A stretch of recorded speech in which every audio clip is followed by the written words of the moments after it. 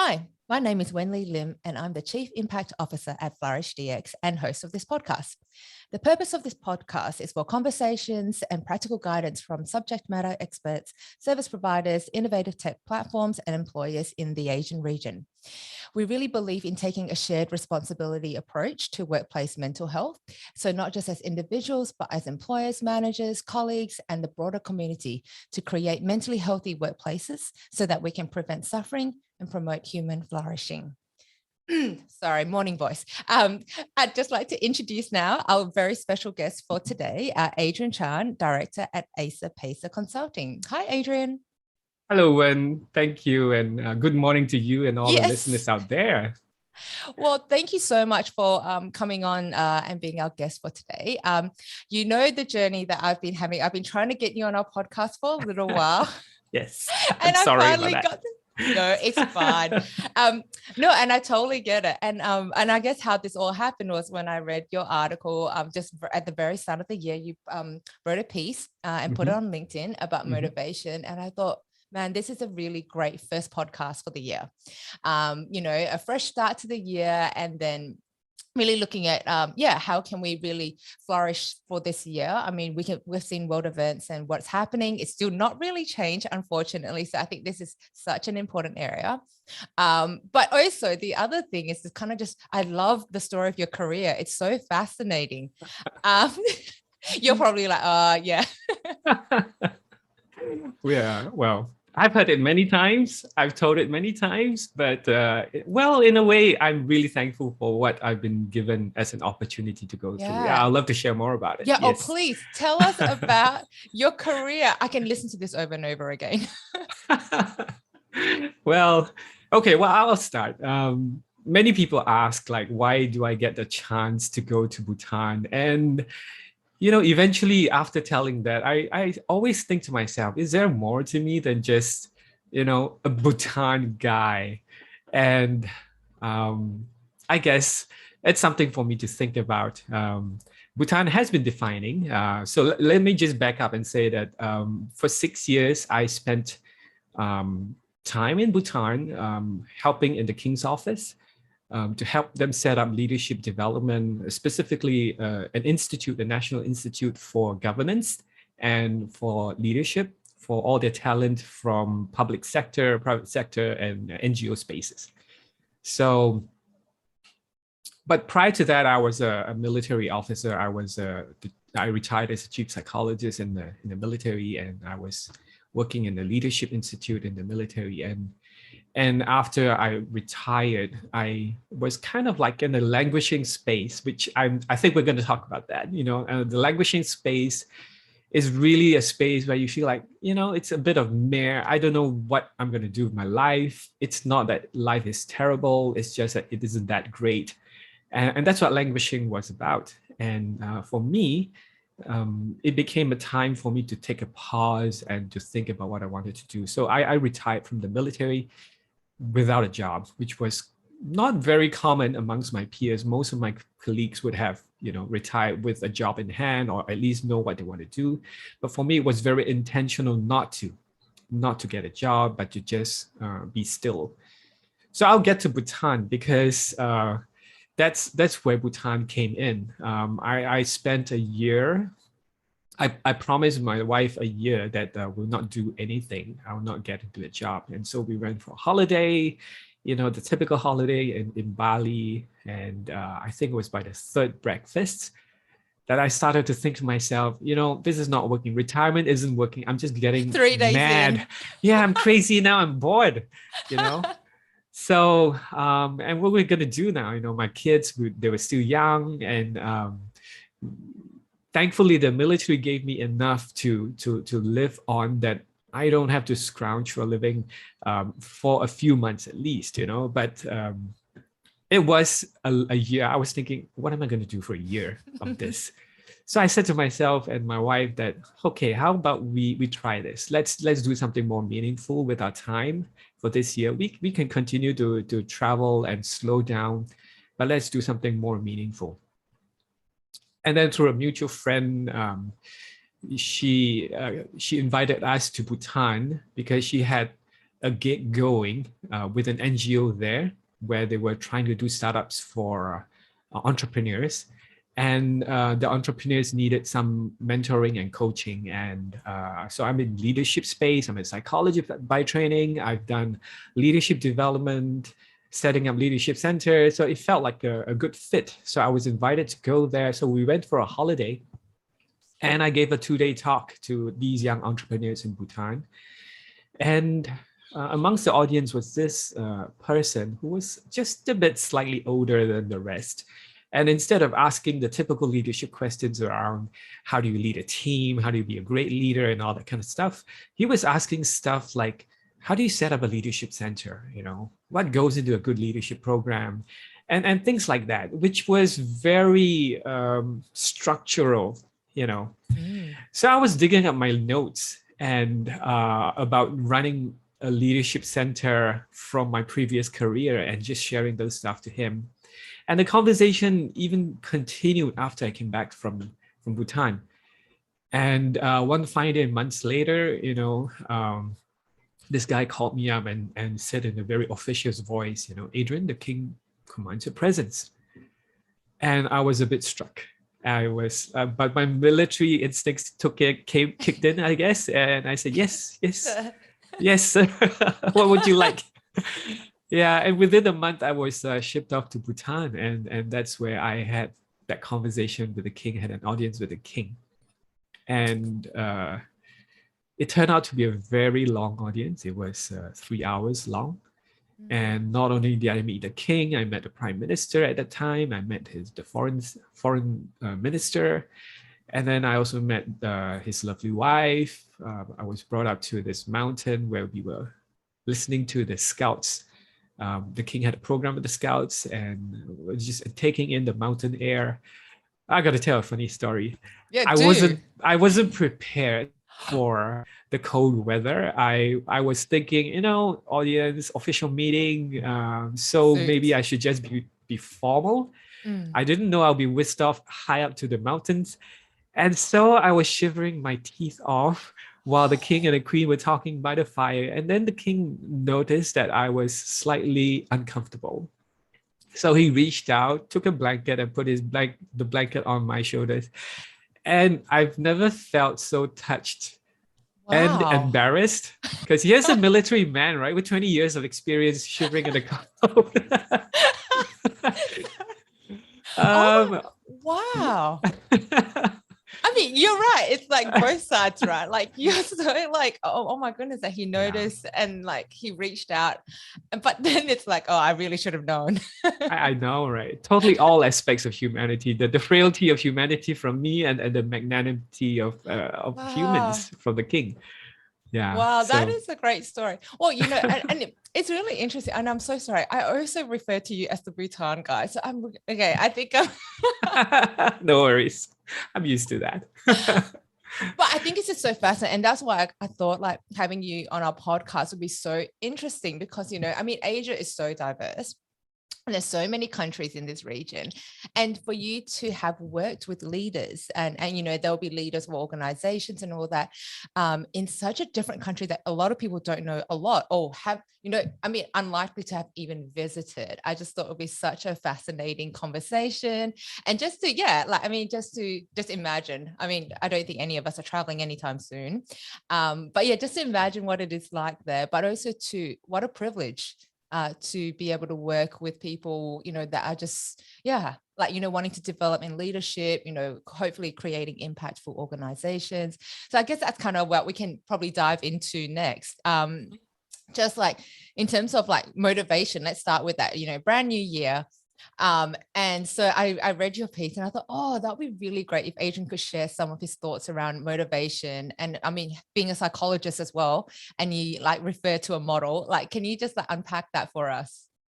Okay, yeah. So in my piece, in my blog that I wrote about, I introduced this term called languishing.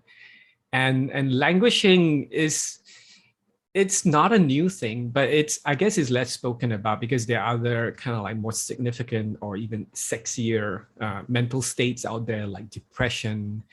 And but languishing is just kind of like that liminal space, that in-between space between hey, I'm flourishing very well, I'm doing very well. And versus the other extreme of being totally depressed, maybe even suicidal. And so languishing is actually what many people can go through without realizing that they're going through it themselves. In my blog, I actually wrote about another piece about being in the dark night of the soul, where you are not really not yourself and you're in a very deep dark space. But that is not languishing. Languishing is maybe more insidious. It is just chiming along. It is just going through the motions, finding a reason to wake up, but having more reasons not to wake up, but still having enough reasons to wake up and still go through the grind. And after the person who talked about this term is this guy called Keys. And he talked about languishing in terms of like a 2x2 matrix, you know, there's flourishing and poor well-being that I talked about. But there's also no mental illness and persistent mental illness, you know, the persistency of it. So languishing tends to fall into that I'm in between in all these things, but it comes and goes, and more regular than I like it to be. Yeah. And I'm thinking that, you know, currently I'm sure a lot of people are still languishing in this state. And I think it's really great to just have clarity exactly what that is. And to also know that it's not, you know, like you said, the darkness of the soul, or like you don't have a mental illness. And you've been through it. So I guess like having that personal experience of just languishing and we're coming into the third year of the pandemic, and, you know, everything's just still the same old. And and that's kind of why I thought, you know, it's such a great topic to explore, but also on the opposite side of how do we get out of that state and the motivation side. Can you share a bit more about that? Yeah, I think there may be many things people try to do. Sometimes if you're in a really bad space, you just want to get out of the bad space, and anything as a slight improvement seems like a great plus for one. And that could be a strategy if you're really in a bad space. For example, if you need medicine just to be stable, or you're on some kind of a tight spot and you just need to get out of that tight spot. But I've also found that there are factors that allow people to even continue to persist or flourish even in the darkest of spaces.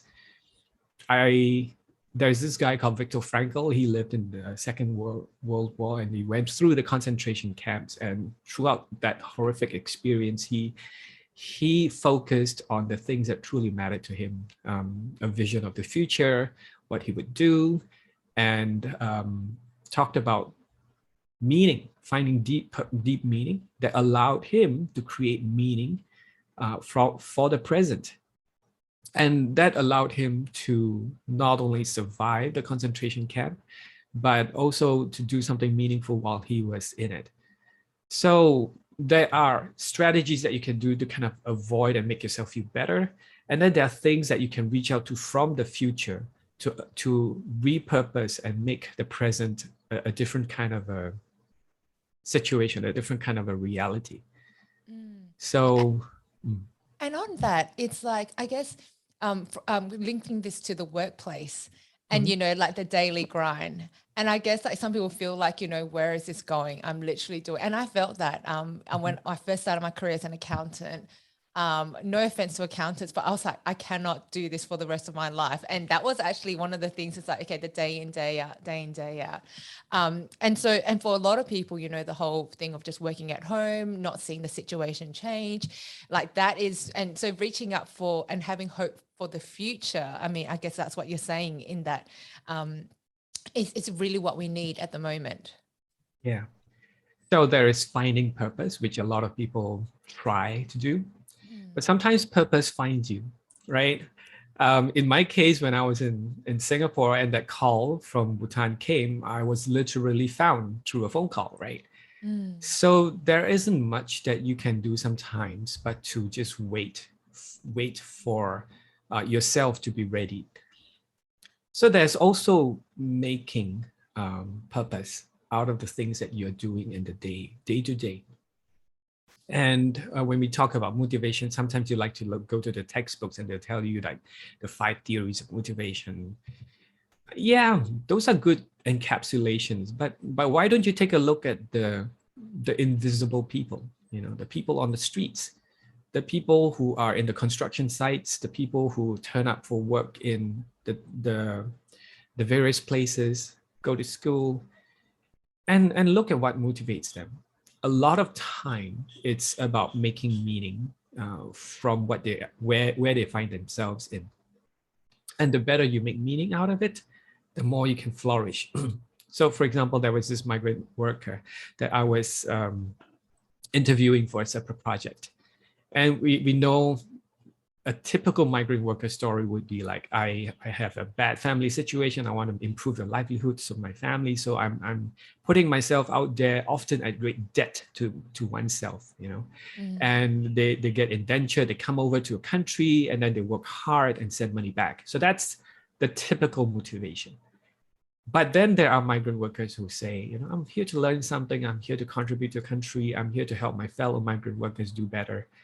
And that is that migrant worker that I spoke to. And then he had an interesting ministry, just ministering to the fellow migrant workers. And what started him on that was the fact that he got injured and was unable to work. And because he was unable to work, he wasn't paid. He was just kind of like shut in the dormitories. And he was thinking to himself, what do I do now? What can I do? So making meaning from the current situation actually is an opening for something more beautiful to come. And I guess like that would apply to any workplace where, like how can I make life better for my colleagues around me? We're all in this same situation and how can we do that? But then as a manager, I guess it's like, then for the people that work for you and in your team, how can I make their life better? So that's amazing. Like that he's taken his experience and then, where he could wallow and say, oh man, this is like a horrible life for me, but then how can I help those around me? Yes, I think it's a lost art in that sense. I think it's not taught or at least mentored enough. How do you make the most of situations and have a conversation around how can we make the most of situations? There's this term called transcendence that I've talked about in other work that I do with the Civil Service College. It's this notion of being able to look beyond yourself, to beyond your current situation. And it's almost like a disembodied experience. You take yourself out of your own body and you look from the outside in at your current situation and you imagine, okay, is this how things can proceed? It's a third-party perspective. But the notion of transcendence is not just the ability to look from a third-party perspective, but also to look beyond the current time space into okay, from the span of, in a way, eternity or 90 years or 70 years, or how you want to frame it. How does that experience feel like in reference to that? Is it worth something that it's worth fretting over, or is it something you want to reframe? And when you're able to look from a longer term perspective, from a future orientation, or from multi-generational perspective, sometimes that gives you insight into the battles that matter, that you want to stick your guns, and the stuff that don't really matter and just let them slide. Yeah. I guess the other word would be perspective. Yes. But I guess transcendence is it's a very interesting word, and I think it gives you more of a visual picture rather than I guess some words are used so often that it kind of lose not its meaning, but it's kind of like it's like it's just a passing word. But then transcendence is like, wow, that's like it's really stepping out and getting like really a bigger perspective. Yeah. That's really cool. It's a term many people can connect with. The New Age people love the term. The Buddhists have a special meaning attached to it, but it's yeah, use it, make it work for you. It's a code word to help people, to remind them to use a different perspective. Yeah. Wow, this is very reflective. And I think that's really great. I think a lot of people are doing that. I know some of my friends on the weekend, they were doing vision boarding, doing a Yes. collage and just like putting some, pictures that really represent what they really want to focus on. Right. I was laughing. I did a vision board years ago, and on there was a lady with a six pack. So and I'm like, yeah, well that hasn't come through yet. So I was just laughing that, wow, my vision board is still really relevant because it's still something I'm working towards. Wonder why, what inspired the person to put a six pack. I'm sure there's Oh a man. story behind it. Oh no, I think it was just the whole thing of just being fit, like everyone, every start of every year, or, your vision for yourself is that, you want to be the fittest and the best version of you. But then like literally it was, and it was like we had magazines. So a lot of people do it online these days, right? But we actually have a magazine and we're just flipping through pictures. But it was really cool because I can really like, I think visualization and just what you're even talking about. I even though actually I don't even know where that piece of paper is, but it's in my head exactly what all the items are that I put on that Wow. board, which is really cool. And this was probably like 4 years ago. Wow. I did have it up in my bathroom wall, but now, yeah, since packing, I have no idea where it's gone. But anyway, thank you for sharing that. I really hope it helps up our listeners. I think even for me right now, it's like, oh wow, I never thought about it this way. And hopefully, in the year to come, whatever may hold, is that can we find the motivation and even beyond that, the purpose of just even not just for ourselves, but the people around us in our workplaces, in our community, to really make it a better place for everyone we're all in the same, situation right now, but making the most of it. I love that because for me, I've always kind of lived that way. So I can like create fun. My friend know me that if they want to have fun, they just kind of call me. It's like, what should we do? Well, actually, I think you touched on something which most people underestimate, which is the power of human interaction. All these reflective thoughts, it's not like you have to go to the mountain in Bhutan or something to get insight from on high. A lot of these powerful thoughts come from interactions with people, but I think it is how we elevate those conversations from the situational to become something more sacred, and I think again, it's a lost art, it's a lost skill through Zoom. Sometimes it's a lot harder to get into that space, but in a one-on-one situation like what we're doing right now, it's a lot easier. But there's nothing that beats the power of just can we have a coffee together and just sit down and be very intentional, be very skilled and sensitive about how do we elevate the conversation from the mundane, to something magical. Yeah. And for workplaces, it's I think that's what got a lot of people and maybe even led to some people resigning. It was like that conversations, the human interaction that they really enjoyed going to work for. Not specifically. I mean, I was a tax accountant before, so it wasn't that I really look forward to doing tax returns. No offense to those listening and love actually filling out the boxes. But it was actually the human interaction, my colleagues. I just love that, every morning I looked forward to having a coffee with them. We would go for a walk to our favorite coffee place, and having lunch with them and just, those water cooler discussions. And I think when that got taken away, that's where people's mental state started really, like languishing and getting affected because we were created. I really believe we're created for human interaction, for community. And that was really, I think, the hardest part, when everyone had to work from home. And unfortunately, in some places, it's still the case.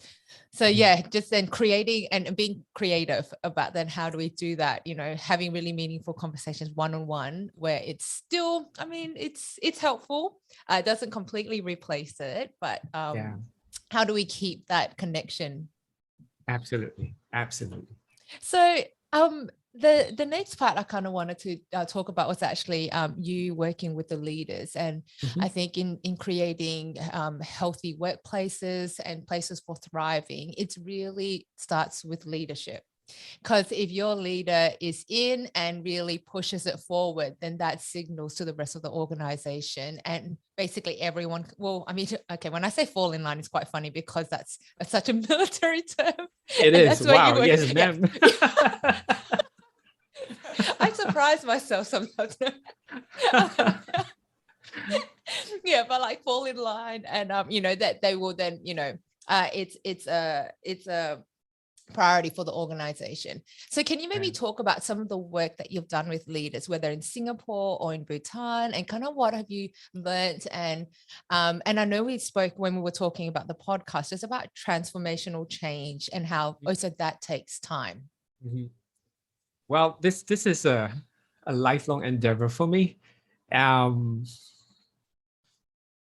So let me start from Bhutan, because Bhutan was a very different kettle of fish. When I had several audiences with the king, the eventual theme that settled in was on democratizing talent. And why democratizing talent? It's about making talent standards transparent and attainable to those who actually have it. It's about having transparent processes to identify, and it's about having good discussions and openness around where talent is needed, how they can be deployed. And in many countries where relationships matter a lot, and I think this is a phenomenon that you'll find in most countries. It's about relationships in the end. So invariably, leaders are more comfortable with those that they know of and have worked with. So how do you introduce another different perspective? Firstly, respecting the perspectives of and assessments of other people who you do not know so well, and having common metrics to talk about what is talent and how the talent is to be used. So hence the term democratizing. But the trick, or I guess the caveat the king wanted me not to do, is to transplant theories from another culture, but to work and making something that is by Bhutanese for Bhutanese. So the irony is here is that a you're foreigner. not from Bhutan. There you go, right? I'm a foreigner. But I think this is where foreigners and foreign perspectives have got their place, right? And I think Singapore masters this very well. Foreigners have got a different point of view that is both, I guess, can be triggering other new strands of thoughts, but yet not so embedded that you wonder where it's coming from. And so for me, being a foreigner, I had to study all the king's speeches to understand where he was coming from. So I think one of the first few foreigners to even ask for the whole compilation of the king's speeches. And there I was, as a student, underlining all the stuff, Wow. It's like studying for an exam. But I really needed to know the king's heart and where he was coming from so that I could understand what he meant when he talked about leadership. And I needed that process also to unlearn my PhD with all my theories and all my books about leadership and all the some articles that I've written about leadership. I had to curate them and work through what is for Bhutan or for this country and what is not, more of reflective of the culture that it came from rather than useful for this culture. So I think that's the first thing that people need to do, the unlearning and the reframing of where our knowledge structures and our assumptions are coming from, and to recognize them, and to have a way. The next thing is to have a way to have conversations around possibilities. And I recall an incident where it was just after the election, and the king wanted to have a different way to bring closer conversations among the politicians. So we were talking about, okay, how can this new infrastructure, this new college that we set up, be able to facilitate that? And we asked, what if opposition leaders and ruling party leaders come together and have conversations as fellow citizens of the country first? And Wow. from there, the course that was designed actually allowed that. We had both ruling party and opposition leaders come together for 2 weeks, fully residential, living life together, learning together, and being citizens together to talk about the needs of the nation. I don't Wow. know.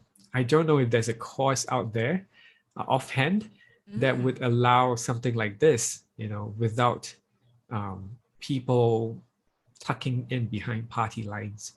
Mind you, though, it's a very deeply entrenched mindset. There's a lot of trust building that needed to be done. Partisan mindsets is something that you need to unlearn very intentionally.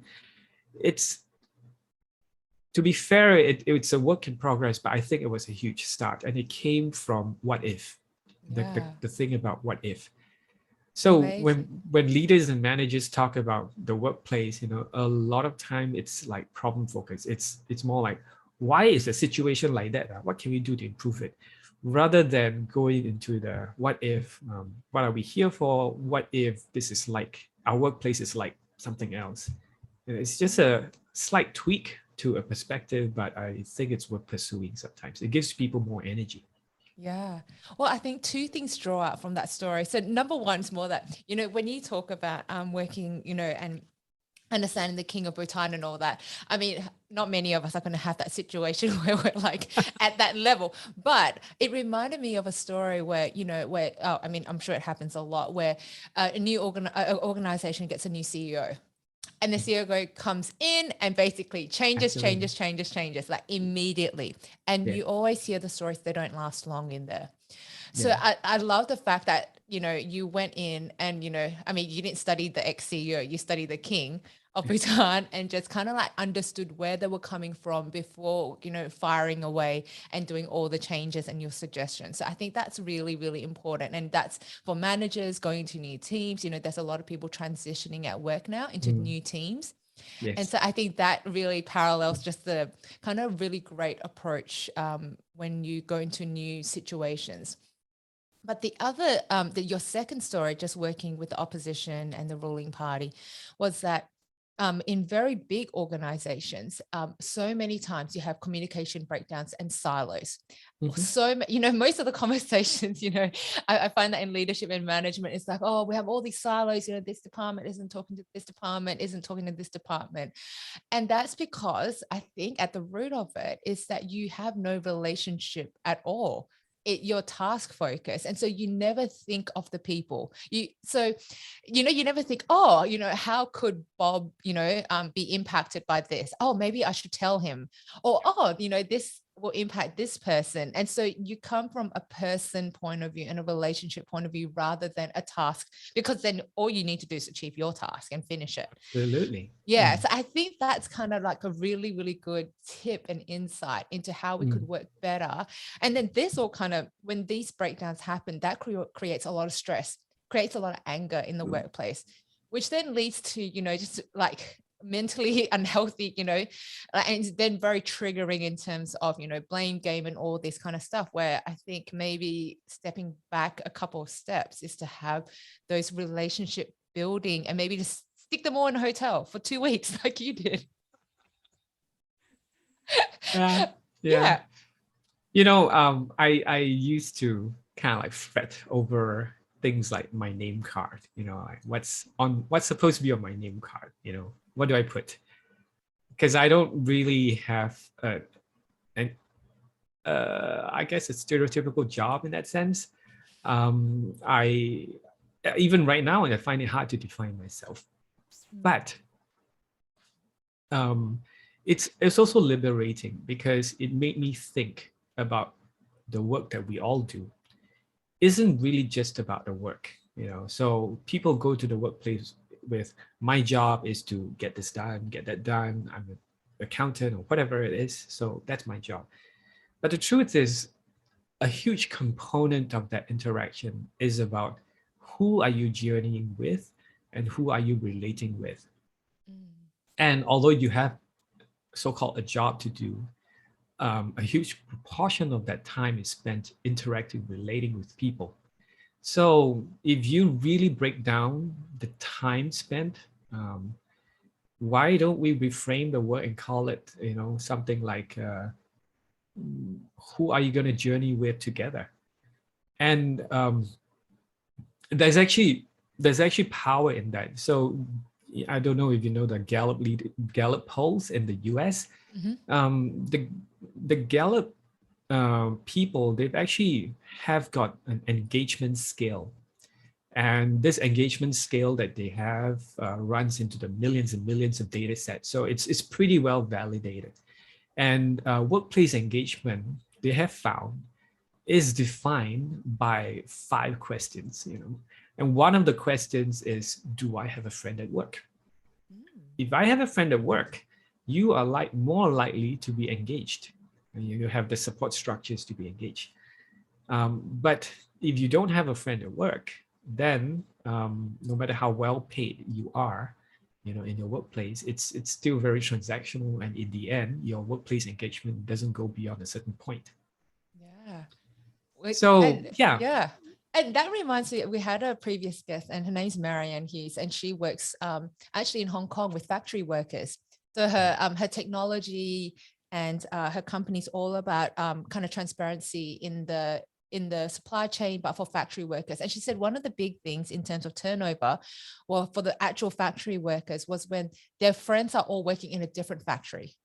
Oh yeah. The likelihood, yeah. And that just reminded me exactly that you'll go where your community and your friends are, because it's all about relationships. And so that applies to all, it's not just, we think, it's like corporate offices, but all types of jobs.